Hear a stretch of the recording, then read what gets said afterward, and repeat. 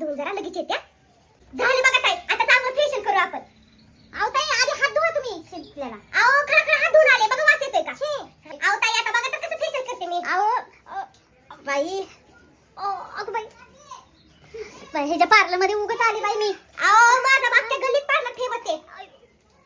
अगं पाठ मोडते तुमची, थांबा. थोडी सर्दी झाली, तब्येत बरी नाही ताई. पुढच्या वेळेस पण